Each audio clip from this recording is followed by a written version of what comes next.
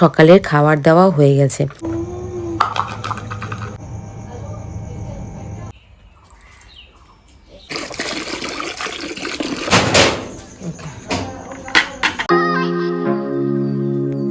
Hello friends, good morning.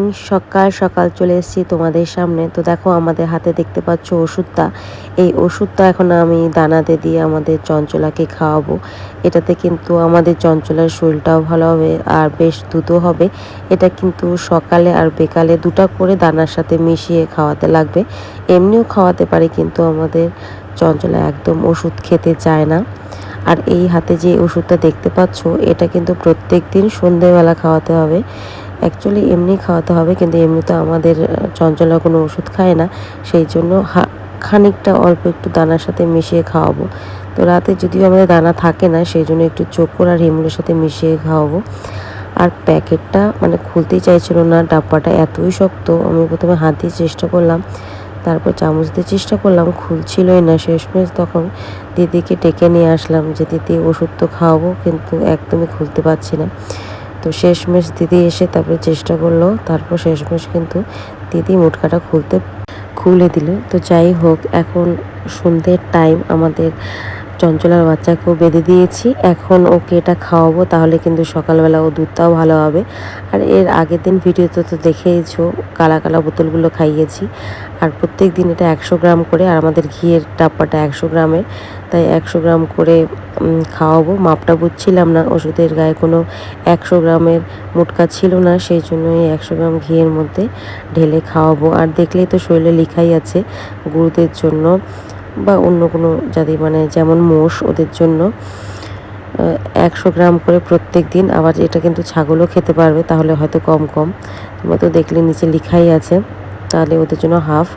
তো 100 গ্রাম আমি ওষুধ নিয়ে নিলাম। এটা এখন অল্প একটু চোকর আর হিমুরের সাথে মিশিয়ে আমাদের চঞ্চলাকে খাইয়ে দেব। তো আস্তে আস্তে কিন্তু সত্যি সামান্য 2 দিন খাইয়েছি ওষুধটা, এটা আজকে ফার্স্ট খাওয়াচ্ছি। আর এর আগে যে দেখিয়েছি তোমাদেরকে কালো কালো বোতলগুলো, তাতে কিন্তু সত্যি আজ প্রত্যেক দিন একটু একটু করে, মানে হাফ কেজি করে কিন্তু দুধ বাড়ছে আমাদের। এর আগে চঞ্চলা দুবেলা মিলে 5 কেজি দুধ হতো, কিন্তু আমাদের চঞ্চলার কিন্তু মোটামুটি দুবেলা মিলে 13 কেজি দুধ হওয়ার কথা। তো প্রথম কিন্তু শরীরের দিকে ধ্যান দিয়েছি, যেহেতু প্রেগনেন্সিতে ভালো খাওয়া হয়নি ওর, সেই জন্য শরীরটা অনেকটাই খারাপ হয়ে গেছে। সেই জন্যই আরও এখন ওর দুধের দিকে ধ্যান না দিয়ে শরীরের দিকে ধ্যান দিয়েছি। সেই জন্য এতদিন কিছু খাওয়াচ্ছিলাম না হিমুল।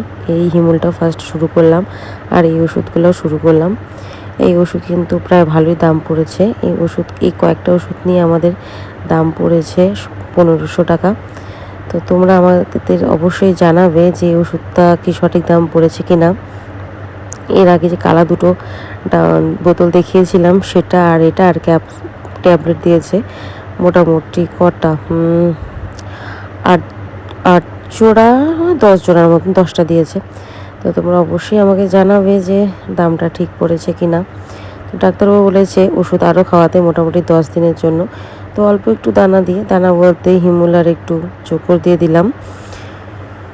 মা আবার অল্প ছোট ছোট করে খড় দিয়েছিল চঞ্চলাকে খেতে। এটা শান্তিকে দিয়েছিল, ও খায়নি, তাই চঞ্চলাকে দিয়েছে। তো যাই হোক, আমাদের চঞ্চলাকে ওষুধ খেতে দিয়ে দিলাম। ও প্রথমে খেতে চাইছিল না, তখন দেখছি যেহেতু হিমুল আর চোকর পেয়েছে, সাথে সাথে খাচ্ছে। তো আমাদের চঞ্চলা ওষুধ খেতে থাকুক। তো চলো যাই। এদিকে দেখো আমাদের রাজা কিন্তু দিকে রেস্ট করছে, দুধ খেয়ে মোটা হয়ে গেছে। আর সুন্দরী এখানে চাটতে ব্যস্ত।